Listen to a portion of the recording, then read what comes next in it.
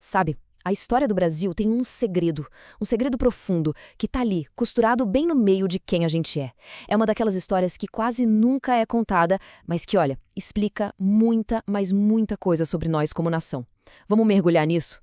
Então, vamos começar com uma provocação. E se aquela história do Brasil que a gente aprendeu na escola, a dos livros didáticos, estiver incompleta?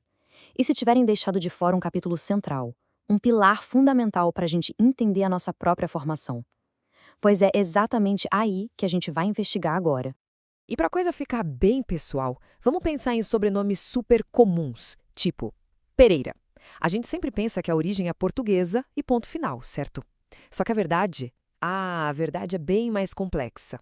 Em muitos casos mesmo, a origem de um sobrenome como esse, na verdade, nos leva lá para o Oriente Médio. Pois é. Mas calma aí, como assim? Pra gente entender esse quebra-cabeça, a gente precisa fazer uma viagem no tempo. Vamos voltar lá pro finalzinho do século XV, na Península Ibérica. É ali que tudo começa. A situação na época era simplesmente desesperadora. Primeiro, em 1492, os judeus são expulsos da Espanha. Logo em seguida, em Portugal, o rei Dom Manuel dá um ultimato. Ou se converte ao catolicismo, ou o destino era a miséria e a morte. Para milhares de judeus sefarditas, a única saída era fugir. E o Brasil, recém-descoberto, parecia uma luz no fim do túnel, a esperança de um recomeço. E aqui tem um detalhe fascinante, que explica até uma expressão popular que a gente usa. Vendo que muitos judeus não se convertiam, Dom Manuel prometeu navios no porto de Lisboa para levar todo mundo embora. Milhares de pessoas foram, cheias de esperança, só que era uma armadilha. Não tinha navio nenhum. No lugar, padres esperavam com tonéis de água benta para batizar todo mundo à força. Eles ficaram ali no cais, literalmente, a ver navios.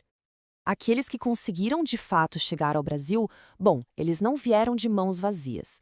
Trouxeram na bagagem todo esse trauma, toda essa perseguição, e para sobreviver aqui, na nova colônia, eles tiveram que se tornar mestres na arte da dissimulação.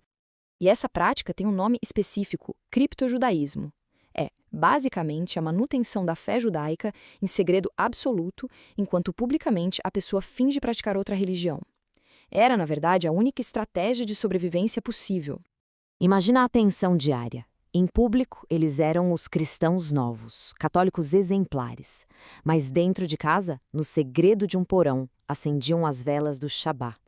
Em público, comiam de tudo, mas em particular evitavam a carne de porco. Era uma vida dupla e extremamente perigosa. E aqui está um ponto crucial: o papel das mulheres. Elas foram as grandes guardiãs silenciosas dessa herança. Dentro de casa, eram elas que passavam os rituais, as rezas, as tradições, garantindo que aquela chama da identidade judaica não se apagasse por completo. Mas a história desse povo não é só sobre sobrevivência, não. É sobre construção. Essas pessoas não foram meros participantes da nossa história, eles foram protagonistas na fundação do Brasil. Vamos olhar para as contribuições. A economia do Brasil colônia foi, em grande parte, financiada e estruturada por esses cristãos novos. Eles trouxeram conhecimento técnico para a indústria do açúcar. Mais tarde, foram pioneiros na corrida pelo ouro e pelos diamantes. Eles, de fato, ajudaram a erguer os pilares da economia brasileira. E a influência deles vai muito além da economia, está no nosso dia a dia. A carne de sol, por exemplo, esse símbolo da culinária nordestina, nasceu de uma técnica judaica de salgar a carne para seguir as leis de alimentação deles, o kashrut. Incrível, né? E não para por aí. A nossa própria língua carrega ecos de palavras do hebraico e do ladino. E mais, se a gente andar com atenção pelas cidades históricas de Minas ou do Nordeste, dá para encontrar símbolos judaicos discretos escondidos nas fachadas de casas antigas.